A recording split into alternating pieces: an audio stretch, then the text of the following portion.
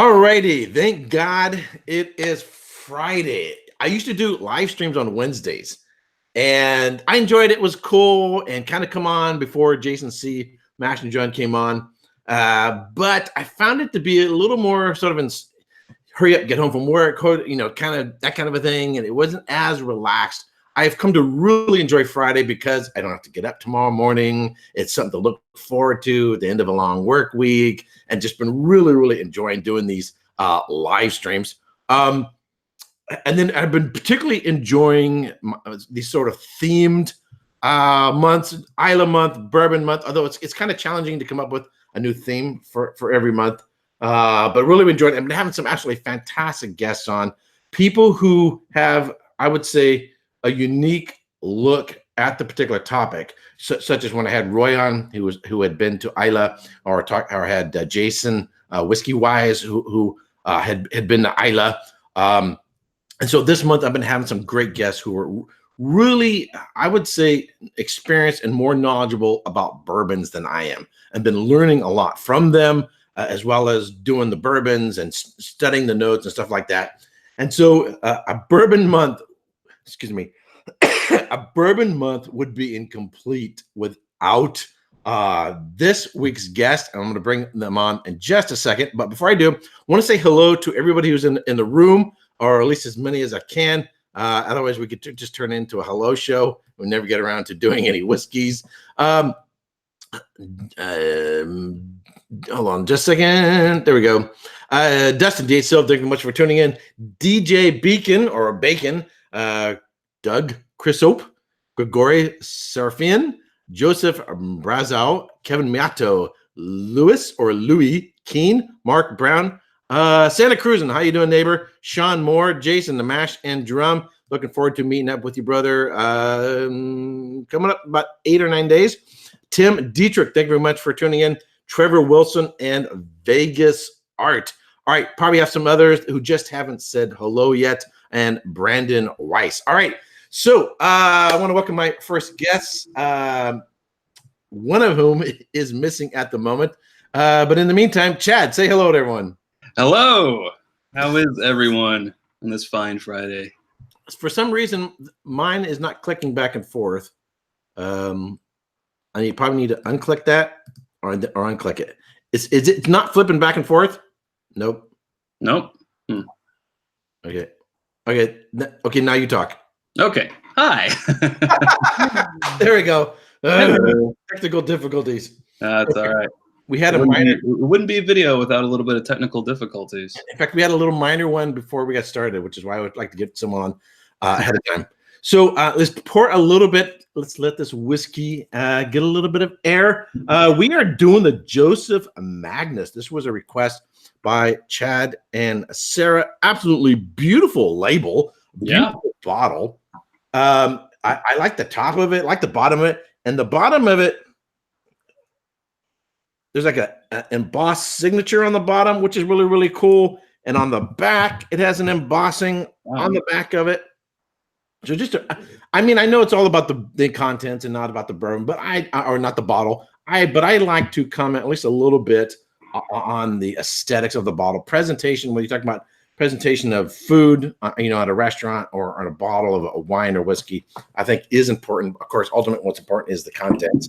Yeah. I broke my plastic or open already because I've had some episodes where I'm struggling with the plastic or the wax. I just treated it like we do our uncorkings, where we leave everything on just so everyone knows that we're cracking it for the very first time. See if you can get a pop. Hold on, my OCD is making me having to just tear through the label here so we can get a pop. A little bit of glug. Oh, that was good. I didn't get a pop on mine. It's all about the follow through. You gotta follow through. And nice glug glug. Glug glug glug glug glug. So, if anyone's wondering why this is only one half of It's Bourbon Night, Sara ran off and joined the circus. Yeah, exactly. Like she's always been wanting to do. She's gonna be a sword swallower and flame and flame and fire breather. Yeah, absolutely. It's not at the same time because that would be treacherous. No, she's been actually out of town for work all week, and she thought she would be back in time for this. Of course, as things go with work, stupid work, they've got her, running late. So there's a possibility she might come in throughout this. We'll just dangle that carrot out there to keep your viewers. You might still be sober when she shows up, but I wouldn't put any money on it. Yeah. I want to say hi to Scott. Scotch Test Dummies is in the house as well. Thank you very much for joining us. Robert Licorice, who I'll be meeting up with in another week or so as well. I heard a lot of the usual suspects when you were naming off who was already in the chat: Joseph Brazo, DJ Beacon, a lot of people, Master Drum, of course. So it's great to see you all over here on Erik's channel as well. Hi. So, and which is kind of a cool thing because most of these people we've never seen their face, or if they use a pseudonym, we don't know what their real name is, and yet in a sort of a way you kind of get used to them. And it's like being, in that the bar and Cheers. Hey, Norm. Yeah. I really, really, really like that. Yeah. Well, fortunately, we got to meet a small portion of the people that we hang out in chat last weekend at the New Orleans Bourbon Festival. So that was really cool. Some people we'd already met before, luckily, but some we were just meeting for the first time there, and that's always fun, And so I just got monetized this, I think it was yesterday. Congratulations. This is going to be when someone donates money. All right. Yeah. Better than a cowbell. Yeah. I mean, if you really want to class it up, you could go with the armpit. Or something. Or I've never been accused of being too serious. Anyway, it's funny. I didn't even notice. So, Jason Mash and Shum. I haven't. It's a new fishing channel. So, Jason, thank you much for the 10, and Scotch Test Dummies, thank you very much for the 5. So the funny thing is, I just hit 1,000 a week ago. It was Thursday night a week ago. I think it was actually almost like during the Scotch for Dummies. They helped me promote, and so I was expecting a month, 2 months to get monetized. And all of a sudden, I just got monetized, so I'm really quite surprised. Anyway, so guys, thank you very much. That's awesome. Congratulations. So now I can make the big buck. Let me take a sip real quick, and we can start describing this a little bit. Oh yeah, I have not sipped yet.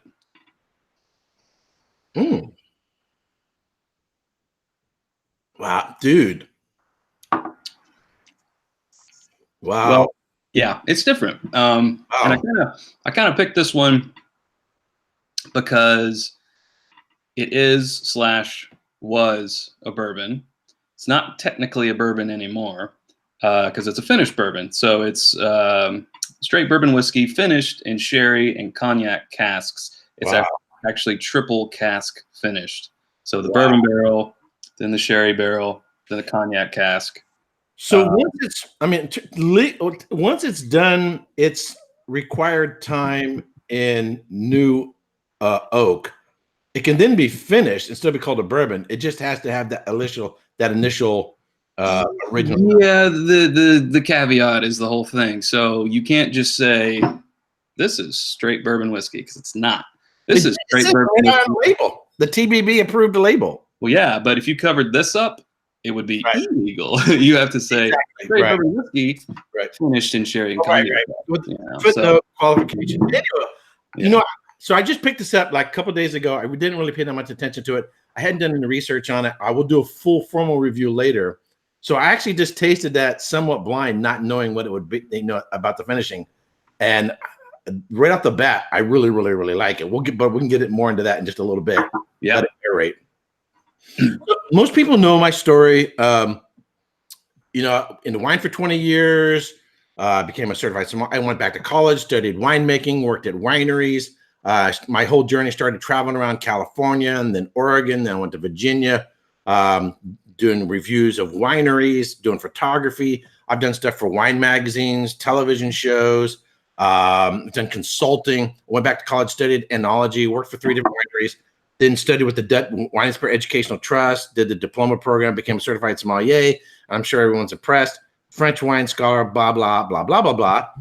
And then I took the side route, April, 3 years ago, into whiskey, and just, I'm supposed to be studying to become a master of wine right now. That's what I'm supposed to be doing.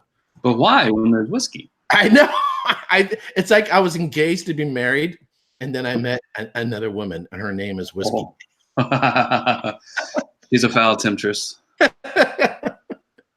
So, and most people have heard that, but people who are new, some people haven't heard that before. When you get older, you start repeating yourself, but you don't remember who you told what. Sure. Like, okay, Grandpa, we heard that story already.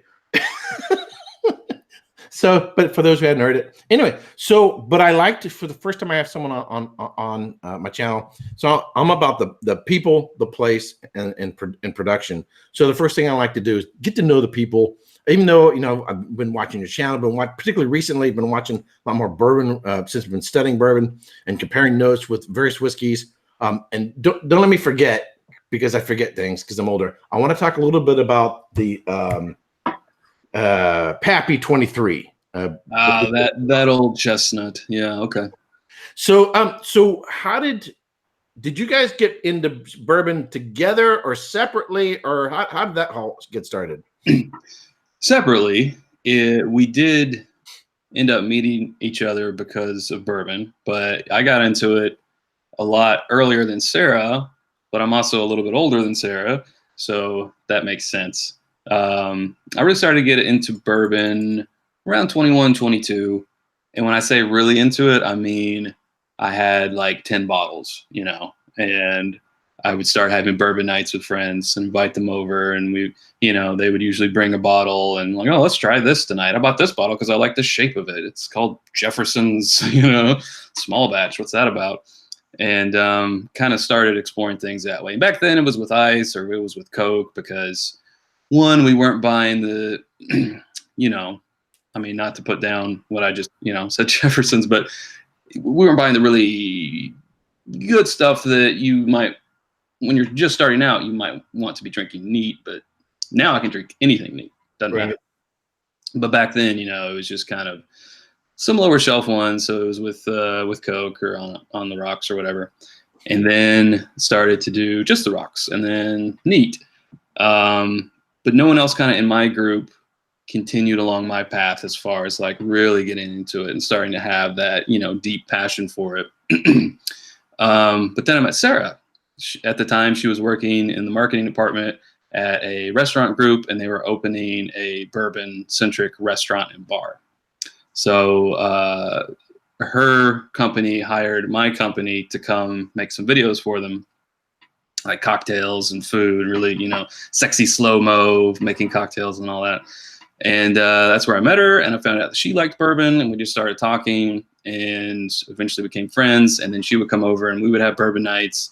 And then that led into like, I've always wanted to do this video and put it out there on YouTube. And she was like, yeah, let's do that. So there became the channel, and then that became a friendship, and friendship became more, and now we're engaged. So and you're not related to each other, so that's good. Yeah. And I can't speak too much for her, but I've heard her story, and she really ramped up into bourbon when they were opening that bar, because she was like, okay, if I'm going to be working for a company that has a bourbon bar with this amazing selection, and I'm talking about the OBC Kitchen in Lexington, Kentucky. If you're ever in Lexington, make sure to go there. It's amazing. Not just drinks, but also food. She's like, okay, if I'm going to work for this place or, around this place, because she worked for the whole company, I'm going to know my bourbon. So she started getting more into it. And as she got into it, she was drinking everything neat. And, and then she was like, oh, I'm really into this. And there goes her story. So it's funny. So when I went to London in June and then over to Scotland, Jason Whiskey Wise introduced me to a just absolutely stellar whiskey bar. And I felt kind of jealous because when I came back to the Bay Area, I didn't have anything like that. And now I just discovered I just did a review of it and interviewed the owner. It's called Quality Bourbons and Barbecue. And the food's really, really good. The dessert, the Nana, Nana pudding, which goes actually perfect with bourbons, was good. The selection of bourbons is really, really, really good. So you guys are in Kentucky, so that's sort of like I have wine. There's winery. I could throw a rock out my window, probably hit a winery. They're all over the place. Yeah. So wine for me here is what bourbon is for where you guys are at. Right. And Kentucky has actually been described as becoming the Napa Valley for bourbon. I can't really throw a rock and hit a distillery, but I can drive about anywhere between 20 and 60 miles in any radius from our town and hit just about every distillery on the Bourbon Trail. Awesome. If you up that to 100 miles, I can. Just about. There's one in Bowling Green, or around Bowling Green, that's a little bit outside of that range, but the majority of them, all the good ones. So that's awesome. And yeah, we do kind of take it for granted. We've been to all of them, but to realize that some people plan their vacation around coming to Kentucky to do the trail, and not just the Bourbon Trail, the craft trail and things off the trail, and because Buffalo Trace isn't on the trail anymore. The fact that they plan a vacation around that, and it's kind of like their pilgrimage to the homeland, is really humbling, and it makes us realize that we can kind of take it for granted that we both live in Kentucky. Right. And, we have all this access. It's almost sometimes, in order to appreciate it, you got to go somewhere else where they don't have it. And totally. Then you come back home and like, wow, that's great. This is a great place to be if you're really into bourbon, Absolutely. So sort of the same thing here is visiting all kind of wineries, doing photography, meeting people, and then once you sort of at least got one foot sort of in the trade, they sort of, roll out the red carpet for you and treat you really, really well, treat you as neighbors and friends and family. It's a really, really cool culture and environment. So I went to Kentucky in the week following Christmas 2016. And because, as I said, I'm interested in the people, the place, and the product. Mm-hmm. And the Napa Valley has a culture where if you're in the middle of harvest and your tractor breaks down and your neighbor is, this neighboring winery, if they're not using theirs, they will jump in to help you out. They will drive the tractor or during the earthquake or just stuff like that. And one of the things that was interesting is Heaven Hill Distillery, one of the distillers I visited, when I learned about the 1996 fire. 1996, yep. Lightning struck. For those who don't know, you can actually see the video on YouTube. Lightning struck, caught on fire, basically had like a river of bourbon, and then another one catches on fire, just sort of an apocalypse in Kentucky.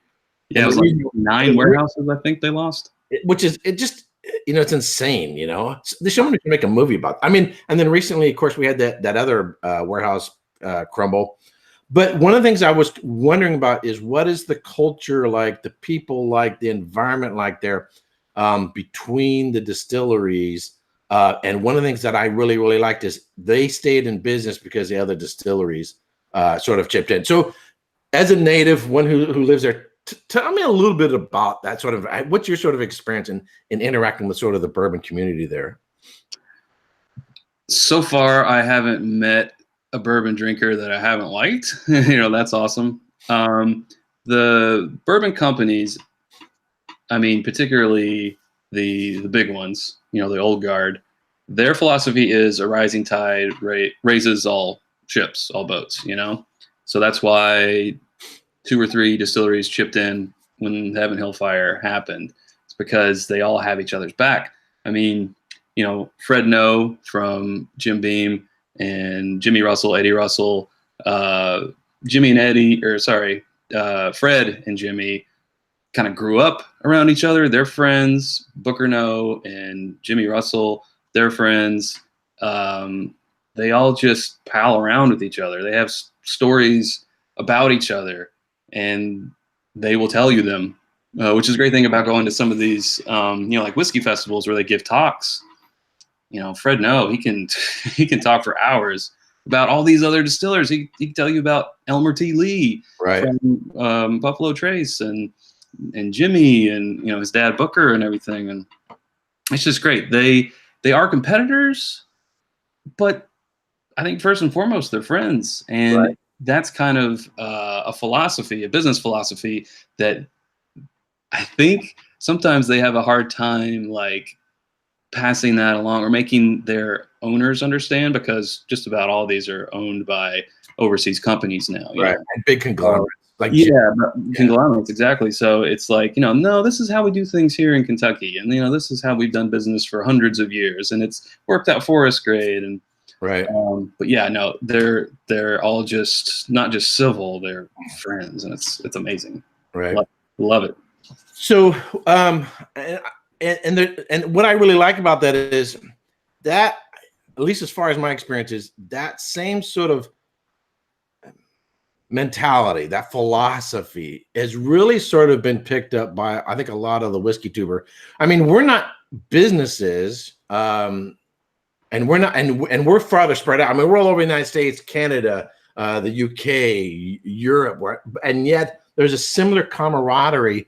And that, I'm not driving my tractor over to someone else's vineyard, or helping out, something like with someone else's distillery, but we help each other out all the time. Either, so this is My Bourbon Journey. I promote my friend's channels, and he kind of needed a new banner for his channel, so I made one for him, and other people have done stuff for me. I've gotten technical information stuff from Bill, the whiskey dick. Yeah, helps Alan, whiskey friend out. We help each other out, and so it builds like a real strong community. But if you and I were playing chess, I could say tennis or golf, but we compete against each other in this game, but I only get better if you're a really good chess player. Absolutely. I mean? Yeah. And so we can kind of bounce off of each other and improve, and say, oh, wow, hey, Jason does this. And hey, these guys are really good. Not to imitate others, excuse me, to imitate others, but just be inspired by each other and go, hey, oh, that's a really, really good idea. And so to remain a uniqueness to our channel, have our own character, our own personality, our own way of doing things, and yet get inspired by other whiskey tubers and how they do things, and improve my channel. So by them getting better, I get better because they inspired me to work even harder on all this. Absolutely. And, we try to take that same philosophy from the master distillers about a rising tide raises all ships, and, apply that to the whiskey tube community, just like you were talking about. And it was last year in Austin at the Whiskey Vault meetup where we met Scott and Bart and Bill, Whiskey Dick, and Roy Aquavite, and God, I love those guys now, and we'd been on Scotch Chest Dummies live stream before, and we're actually really bad. We've never had anyone on our live stream, but I kind of chalk that up to one, poor planning, which we do, and also just the technical aspect. But we need to figure that out. Scotch Chest Dummies would be up first because we were the first one that we were on their live stream, and we've also been on Bill for the Whiskey Dick. But yeah, I've talked to those guys since then. Bill and I have talked to like technical stuff on the phone, and Roy's helping us out with something right now. And yeah, there's no competition. Right. So it's kind of funny. So I think there is a competition, but it's a different kind of competition. It's not Coke versus Pepsi or the hamburger war, McDonald's versus Jack in the Box. It's more of a friendly, let's help each other get better. But then I want my channel to be the best, but I'm going to turn around and help my neighbors out as well. Totally. And I'm not going to be so stingy. And I learned these great tricks or things, or and if they live geographically close, or I might even send these guys samples or whatever, or say recently. So I came across some the Ardbeg drum community release. I didn't just think about myself, hey, bought a bunch of bottles, I could flip these bottles and make a profit on it. My first thought was, some of my other friends would probably like to review this too. I'll see if they want one as well, so I get them from them as well. It's just a different mentality.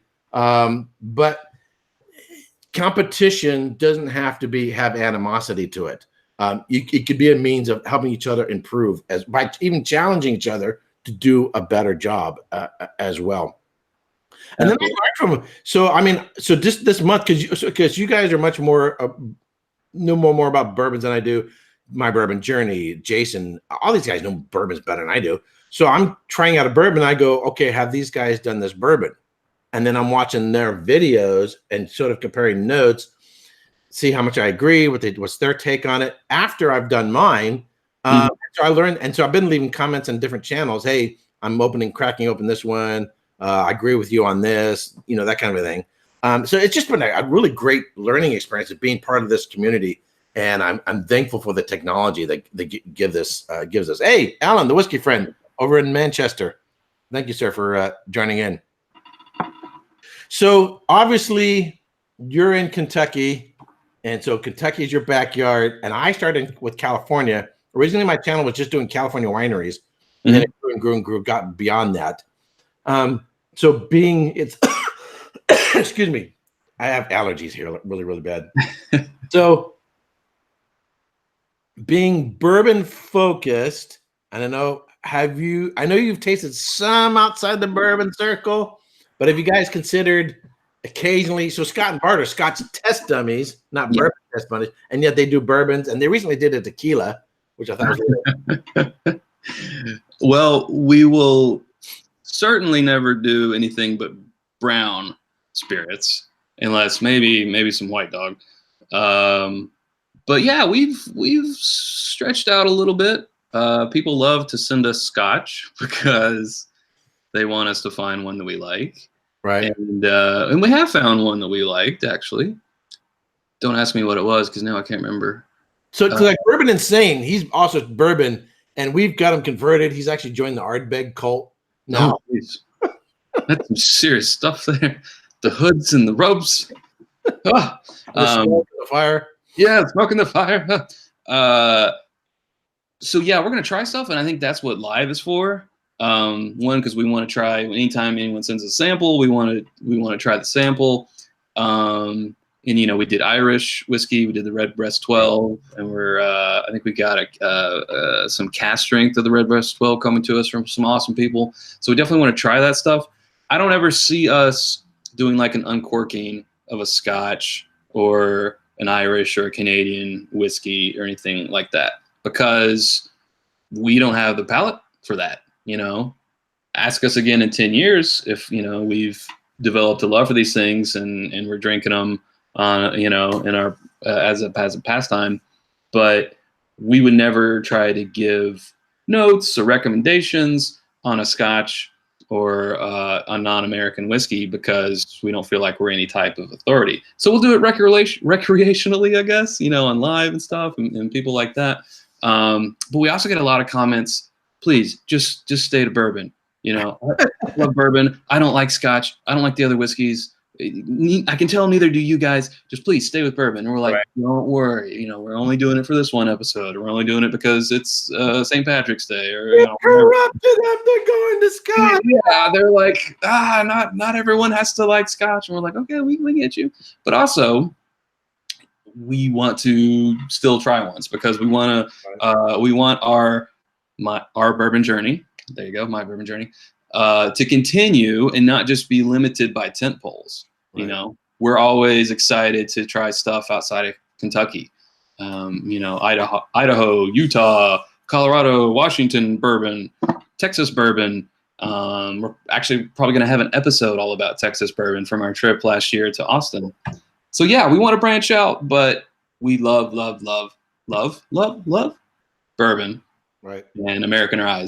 So that's our wheelhouse, and that's we're sticking to it. So one of the things in terms of being a sommelier, I'm a French wine scholar, not an Italian wine scholar, not a Spanish wine scholar, I'm not even an American wine, California wine scholar. I'm a French wine scholar because that's my favorite wines.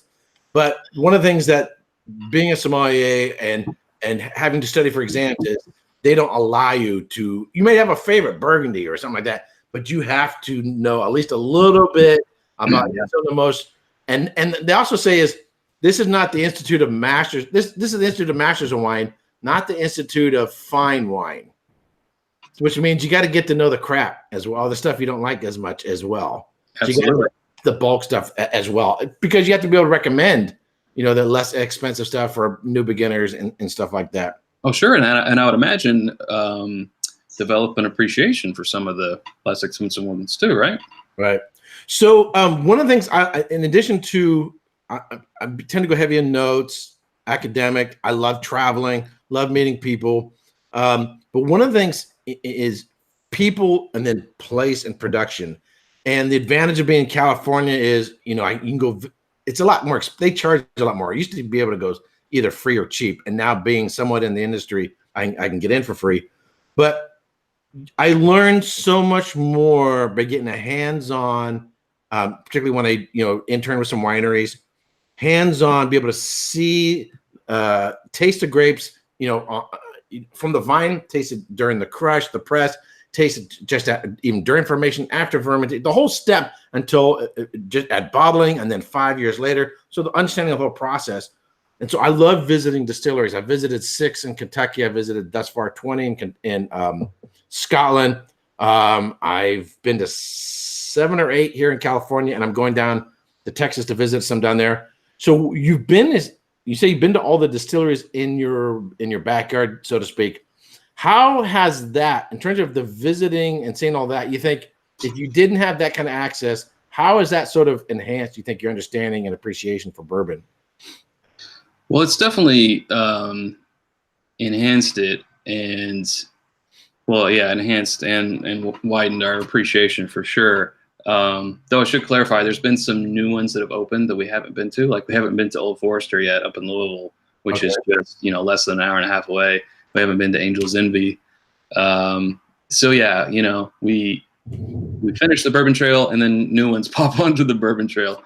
But just like you were saying, and I'm sure you've done on the Kentucky distilleries, you go and you get to dip your finger into the mash and taste the mash as it's fermenting and all this and that, and see the column still if they have one, or the doubler, the pot still, or whatever it is, wherever you are, and just understand the appreciation. And I think a lot of the appreciation comes from the education on the tours. Like they talk about how many barrels the warehouse stores, how many floors it is, the temperature fluctuation between the levels, how much a warehouse costs, which is like $25 million, how each barrel every year that it ages gets taxed again, all this stuff, and how much, is lost to the angel share. So when you're drinking a 10, 12, 15-year-old bourbon, whatever it is, then you're like, oh, this was taxed, say it's a 15 times. This lost whatever the percentage is. I'm just going to pull a number out,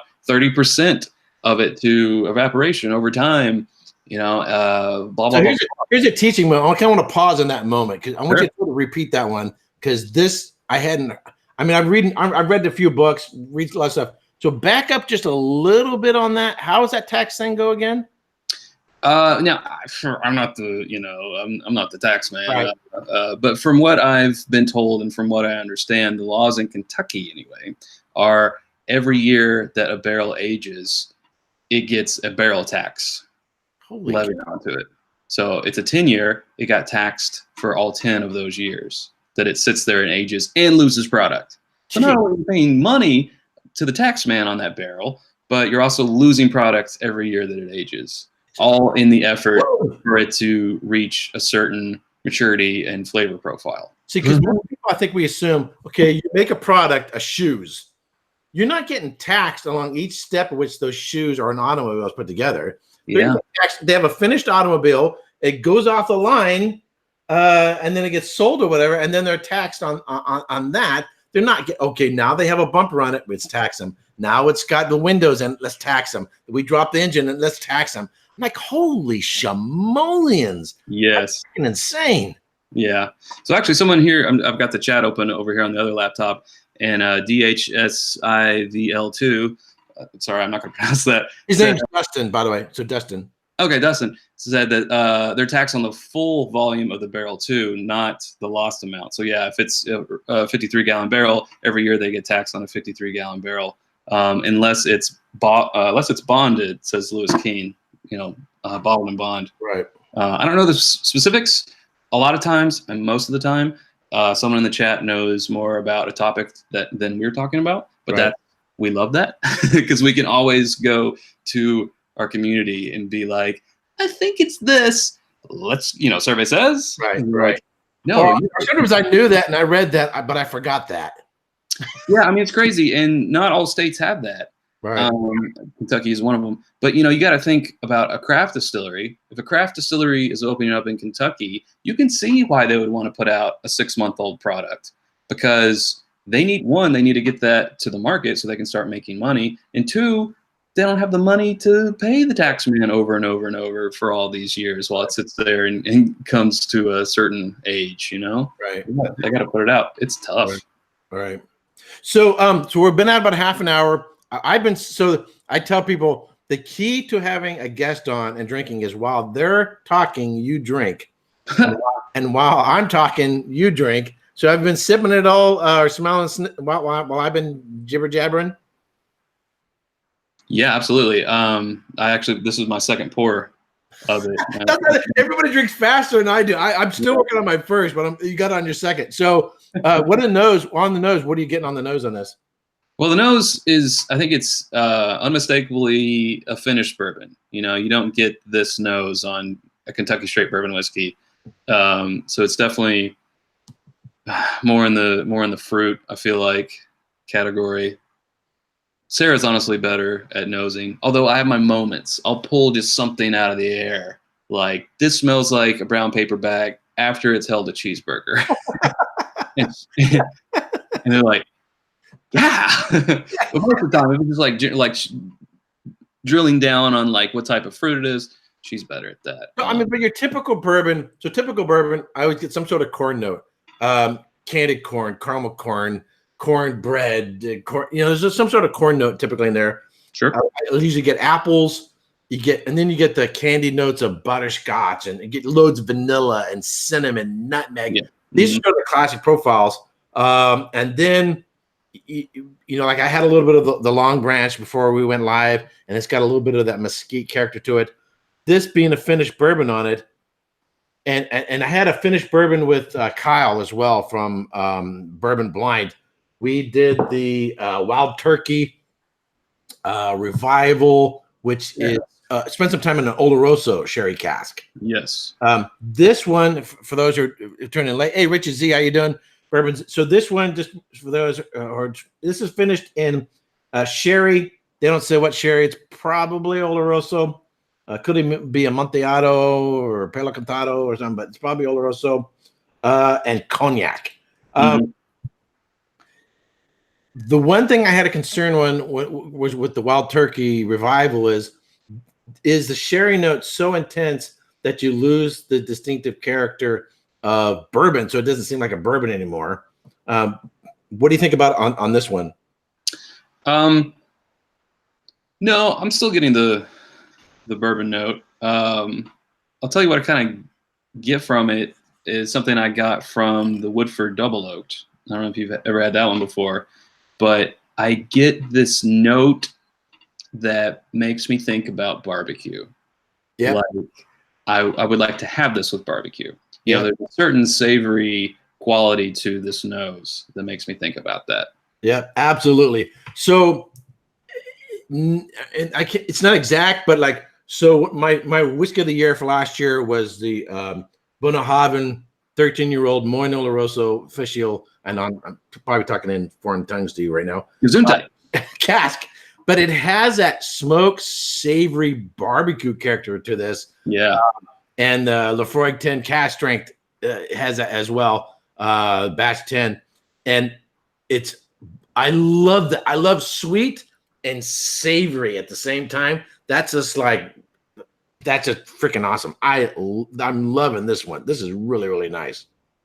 Yeah, that's kind of why I suggested it, because kind of knowing your penchant for scotches and other whiskeys, I thought this would kind of be sort of like dipping his toe into both worlds. I think it has more toes in the bourbon world, but it's also dipping some toes into that other.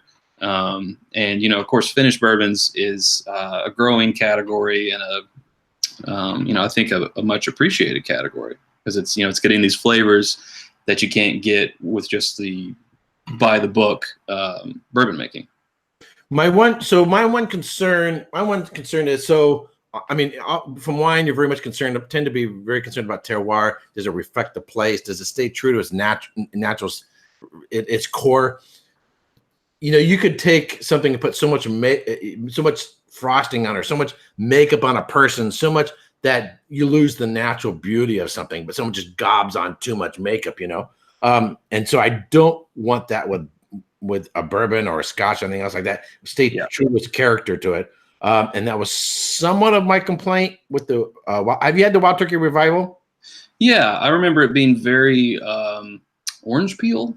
Okay. That might have just been on the nose. I can't remember if that went into the taste or not. I was more of a fan of it than Sara was. But I thought it was good, but not my favorite of the Master's Keep collection. So sure. Dustin's asking what batch. I have batch 63. This is bottle 177 out of 892. They write by hand with a silver ink pen. What is yours? What's your batch? My batch is 56. Oh, okay. So we have a different batch. Yeah, and bottle 368 of 892. Okay. The weird thing about this one is, so I was able to order this for you from Total Wine. I don't want to advertise with them, but they're great, but sometimes they piss me off. Sure. Overline, I was not able to order this online at my local store. It showed it was available, but they wouldn't let me order it. I had to go in there, and when I called, they said they only had one bottle. I got there, they had 6 of them. Yeah, that's big box problems, I love them because we talk about them a lot because we feel like the viewer has the biggest chance of one being near to them, so they could go there and get it. Or if we're talking about prices, and I know prices vary from state to state, but it's going to be more along the same line at that retailer. And talk about the one thing I've noticed, and maybe I just don't pay attention with the Scotch as well, but it seems like the prices for bourbon across the country has been the variance. It's like, so the Weller's Reserve, a lot of other people get it for like 25. I paid 40, and then there's one place in the United States that's selling for 150, which is insane. Well, yeah, they're trying to take advantage of people. I mean, it should be $20. I've bought it here as short as a year ago at a drugstore for $19. But it's the same mash bill as Pappy Van Winkle. Winkle. It didn't have a cool looking dude with a cigar on the label. Yeah. So they're gonna get their money, or at least try to get their money where they can. Some places, other places are cool and will sell it at MSRP. But so someone in the chat room asked me about my coins. It's one of the things I don't have any. I'm not into merchandising. I thought about making some bobbleheads of me. You can put on your dashboard. I would love that kind of thing. And you can actually have them custom made, but they'll be about $100 a pop. So someone was asking me about the coin. I've got maybe 40 of these left. Send me an email at erikwait@yahoo.com, or if you go to the about section of my YouTube channel, click on the thing, you can get my email address, and I'll send you information how to order. I don't have a website for selling these things. I'm not big on pushing on selling. This is more of for subscribers, people are friends and so forth. But if someone really, really wants one, they can, and I have a second series that'll be coming out once these are gone. I got about 40 of them left. I kind of like them so much, I don't want them to go away. You can always get more. You can always get batch 2. Yeah, I have different design for batch 2. There you go. Speaking of merchandise, I know, and I was going to say, and speaking of merchandise, when you started talking about it, I didn't want to cut you off. That's a great looking shirt. Thank you very much. And I like the logo. So the logo is, when someone leaves, if they have somewhat of a moist glass, due to condensation, and you set it down on the table and it leaves a ring. So you got the ring of a glass that's been set down, which works really, really well. And then bourbon night spelled in there. But seriously, this is like hella comfortable. This is a real comfortable shirt. Thank you. So you guys put this up for auction. Scotch Test Dummies did a fundraiser. Yeah. For a colleague of theirs. And so you guys put these up, and I bid on them. I thought, well, I'm planning on having them on anyway. really, really cool. Get the shirts, bet on them for the bid, do the fundraiser, and then wear it during the show. And I've been wearing these during some of the videos as well. But they're super comfortable. I have a gray one and I have this black one. We like them. So if you want one of these, do you have a website? Yeah, it's whiskeyambitions.com. Okay. If it's easier to remember, you can go to itsbourbonite.com and it'll just redirect you to Whiskey Ambitions. We wanted to kind of make it its own standalone thing separate from Bourbonite, because we are going to have more t-shirts and glassware and products that don't necessarily have anything to do with Bourbonite. We wanted to go with a name like that. But yeah, that's where you can get that shirt. We've actually got, this is exciting. We got a new one coming soon. The design is in its final draft. We're about ready to approve it. And so maybe 2 or 3 weeks. And I'll just say, if you're a fan of music, of a particular band, you might like it. You might like it. That's all I'm saying. It's going to be awesome. I love it. I'm stoked about it. But yeah. So the Backstreet Boys? What's that? Backstreet Boys. No, yeah. In sync, man. Come on, JT. So have you guys done the coin thing yet? We are actually designing that as we speak. Yeah. Okay. So thus far, I think mine are the best because mine are nice and bright and shiny and loud, kind of like me. And they've got your face on it, so there you go. And then, so we were talking earlier about helping each other out. So this was designed by Roy. He did this design. He doesn't want people to say that because he doesn't want you to think about him when you see the design. He wants to think about me. But I turned it into an icon. He did this for World Whiskey Day. He made an icon for me. And then I have just a more studio photo from my wine channel. But it's worked really well as an icon, and sort of, so when people see this, they think of me as I'm sort of branding me rather than just whatever it is. And then on the back, because I'm a certified whiskey ambassador, I have that on the back. On the front, I have Vino Veritas, and then Cupum Veritas, the Latin for in whiskey there's truth, or in wine there's truth. Wow. But yeah, so I have more coming in. I've got a whole bunch of them back here, and I just ordered. There's a rack you can get for putting challenge coins. I have a collection of challenge coins from being in the military and working for the government for 20 odd years. Yeah. So I got that coming out. So I highly recommend it. At first, when these things, people were doing this, I was like, meh. Awesome. Now I've become a big fan. I really like it. Yeah. No, it's awesome. Since you let the cat out of the bag, I'll also say that we're working with Roy on design. I didn't know, now he's going to be hit up with a bunch of people being like, will you design mine? But no, Roy is awesome and amazing. We've been trying to get our schedules to work out to where we can jump on a phone call. But, him living over there across the pond, there's a time difference and so on and so forth. So, but no, he's awesome. He's amazing. And Scots are cool. So Scots are made out of wood, which reminds me of a barrelhead, Totally. And so I liked it. He did something different. He thought outside the box, did something unique. And so I really, really like that. But my favorite one in terms of usability, the Whiskey Tribe. So they use a two-tone for the logo, but it's got this little groove in it. It's the only one I've seen do this. Do you have one of these? I believe it might be the same. Does it have the Barrel on it?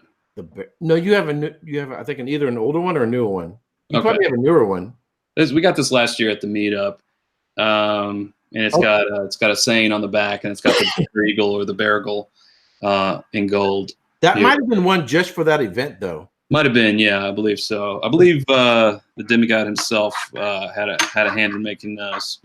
But we did some wood ones for meetups. So we've done 2 different versions of these. So this one was, you only got this if you went to the Keeneland meetup, which was Sarah's birthday last year, Keeneland Racetrack in Lexington. And it says, I got nutty with its bourbonite at the Keeneland tailgate. And then we only made 50 of them, and then we hand numbered them, and it's got our logo on this side. But then I've got a couple from Scotch Test Dummies right here. And I actually need to order one from the Whiskey Dick and Roy, and I need to start doing my collection too. What I like about this one, if you haven't ordered yours already, is because of the ridge on the inside, it stays on there. Oh, nice. It actually sort of clasps the glass, and it's the only one that's like that. Anyway, enough about merchandise. Don't want to drive people crazy with merchandising. Get back to the bourbon. So for me, the finishing somewhat masks the characteristics of the bourbon, but you know what? It's hitting the notes that I like in a whiskey, whether it's an Isla or something else. I like the sweet and I like the savory. I like the barbecue meat. So sometimes the best part of the meat is just that thin part that has the rub on it, like a tri-tip or ends of the tri-tip, and it's just got all the the salt and the brown sugar and all and all the herbs and spices, and that's what this has got. And I'm loving this. I'm absolutely. Well, I'm really glad that you're enjoying it. That makes me feel really good. Because if you'd been like, we've been like, oh no, I failed you. So this is my third pour. I just keep drinking it. So I'm talking about my first. But I feel like it's opened up already. There you go. So yeah. So hold on, let me reacclimate myself to it. But even just from a neck pour, this is so these were within $10, $70 to $80, which I think is a really, really, really good price. And this is not a formal review. I'll do one later on. But thus far, I'm really, really liking this. Yeah, to like refine the barbecue thing, I think it might even be like burnt end, like because it has, I think that smokiness there, and yeah, it has an interesting finish for sure. So one of the things I like about tri-tip is they tend to be more like this on the ends, and so if people like theirs a little more rare, you give them a middle piece. If they like them a little more well done, you go towards the end. But when I'm doing the tri-tip and I'm cutting up the tri-tip, I like to eat one of the end pieces because it's more well done, but it gets more of the rub. It tends to concentrate on the ends so I like to take one of the ends of the tri-tip and eat that. And that's what this reminds me of. Yeah, this has dry rub written all over it. And there's a moment in the experience where I feel like it feels like it's gonna go dry. And dry for me is a killer. It's just not in my flavor profile, but it pulls back and it doesn't. Which is really, really appreciated. So it doesn't really go dry. It has a really interesting finish. It sticks around. It's not like it's 100 proof, but it's not really giving me the Kentucky hug. It's actually very approachable, I feel like, for 100 proof. It has a long finish, but not in the typical way. It has a long finish in the way it stays on your taste buds, which is interesting. And I kind of attribute that to the other two barrels that this has been in. So people don't do a whole lot about food and wine pairing, although so if someone saw my interview with John from Quality Bourbons and Barbecue, one of the questions I asked him had to do with why bourbon and barbecue, and he talked about why those two tend to work together. Barbecue is hard to pair with wines. Barbecue tends to overwhelm wines. And so unless you go super big with a big Zinfandel, don't really work.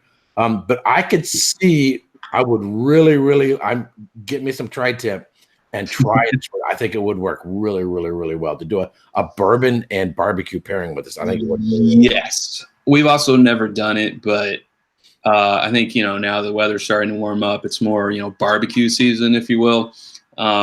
Yeah, we're going to do that because we're really getting interested in food and whiskey pairings.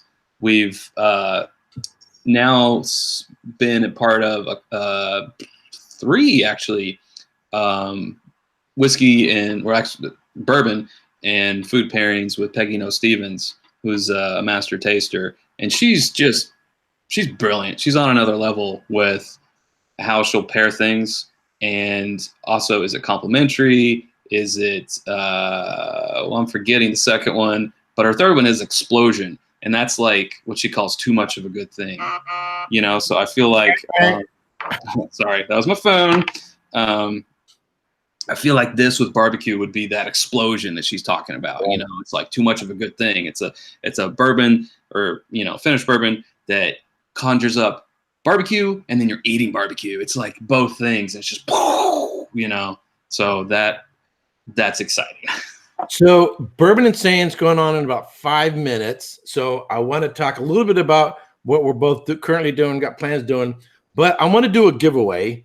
Now, some people, you can use a giveaway on a channel, promote as a giveaway in order to attract people to watch because people like to tune in. If there's stuff, they can get free stuff. Sure. I've given stuff away before, but I tend to not advertise because I don't want people to watch just to get free stuff. You know what I mean? Right on.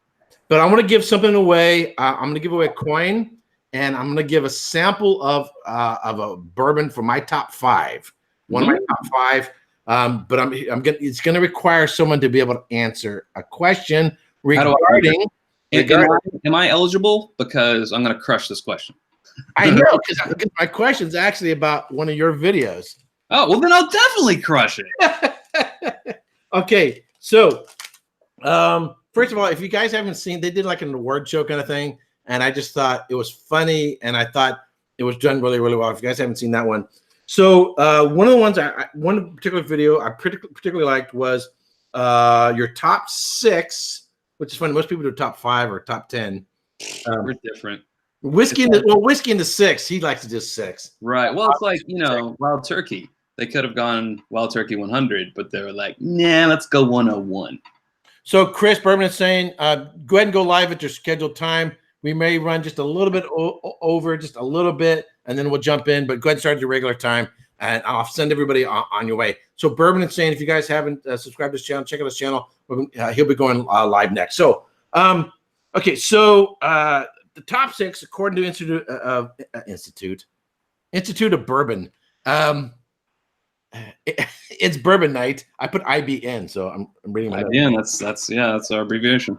Okay, of 2018. So they had top 6. What was their number 1? What was their number 1? The first person to tell me on my thing can tell me what was their number 1. If you don't know, I know. I know you know. So what was their number 1 of the top of the top for 2018? The top 6 bourbons. Joseph Brazo. Oh, he got it. Joseph Brazo. Mm-hmm. There we go. All right. Hey, Joseph got it. Congratulations. So I'm going to read off the rest of the list. So Joseph, send me an email, erikwait@yahoo.com. Or if you just go to the About section of my YouTube channel, you can click on that and it'll ask you if you're a robot. I don't know if you're a robot, but I don't discriminate against robots. So if you're an Android or robot, go ahead. I will send you a sample of one of my top 5.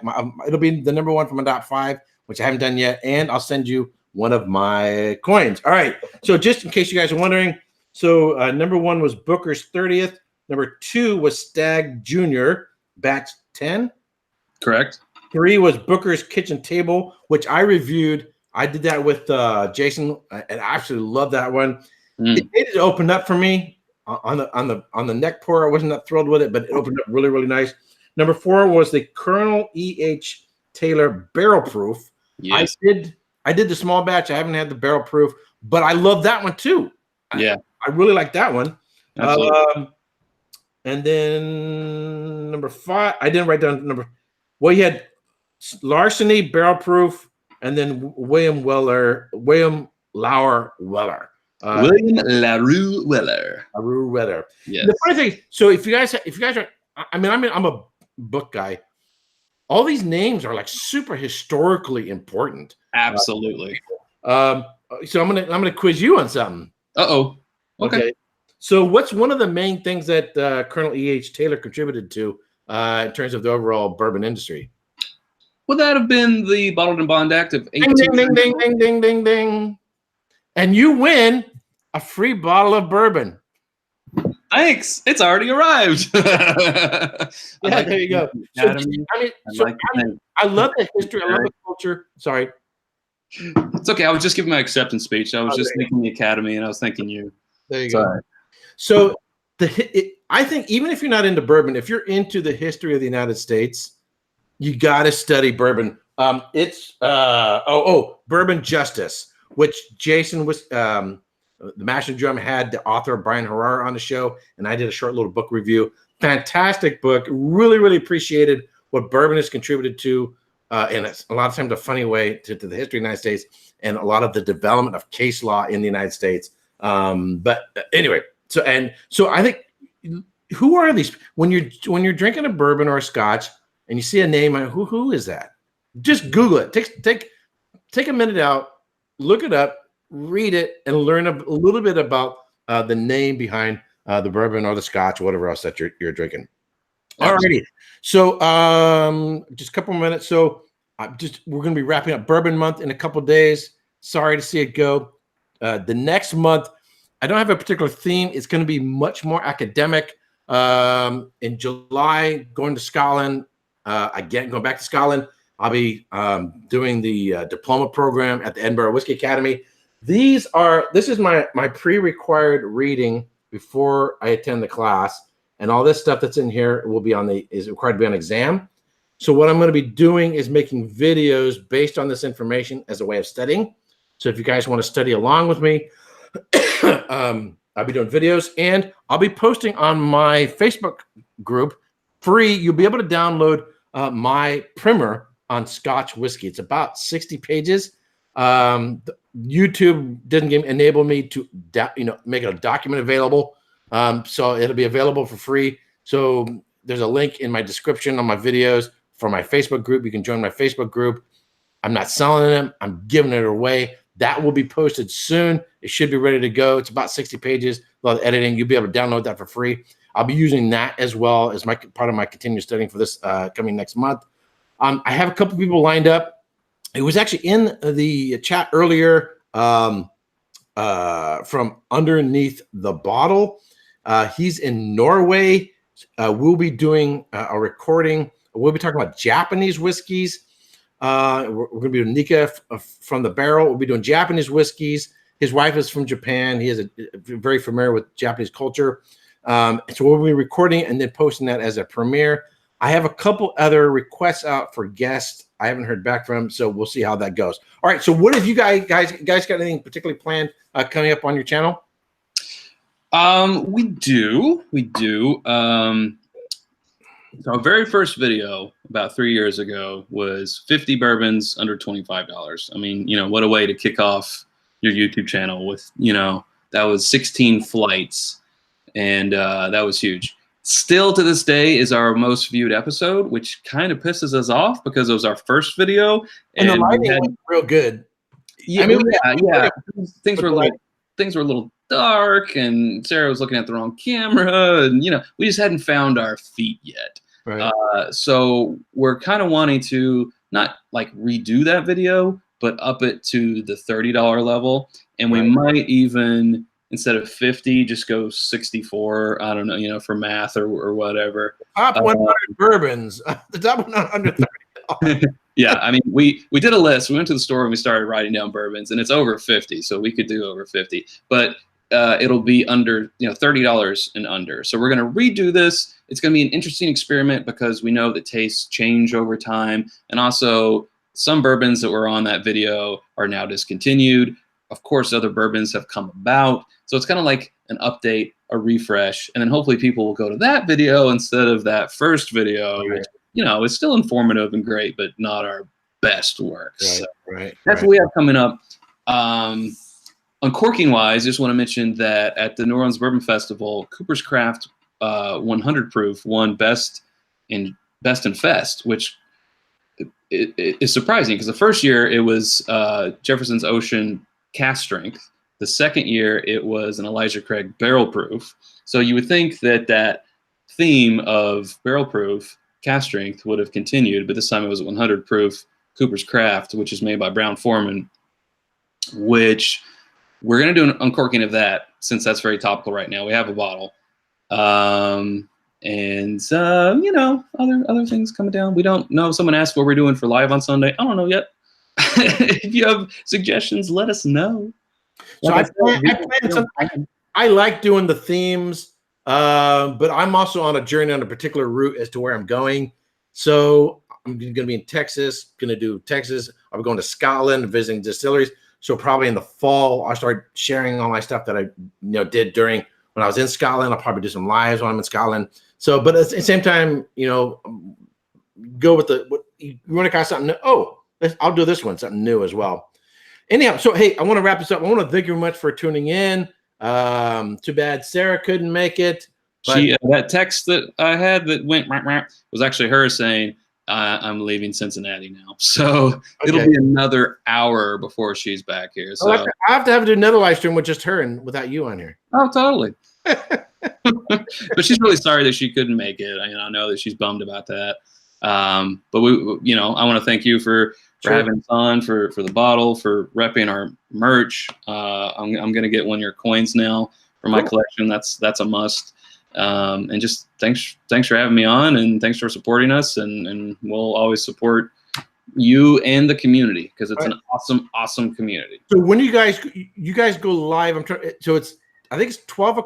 Is it 12 o'clock Pacific, 3 Eastern? What time do you guys go live? Typically on Sunday at 3 p.m. Eastern. Right, which is noon my time. Right. Noon your time. Right. Okay. All right. So hey, thank you very much for joining me. And my pleasure. Good weekend, and cheers. Cheers. All right, and then hang in, talk for just a second afterwards. Hey guys, go over to Bourbon Insane, and if you're watching this on the replay, I'll put links right here, or over here, somewhere over here, to watch other videos. All right, cheers.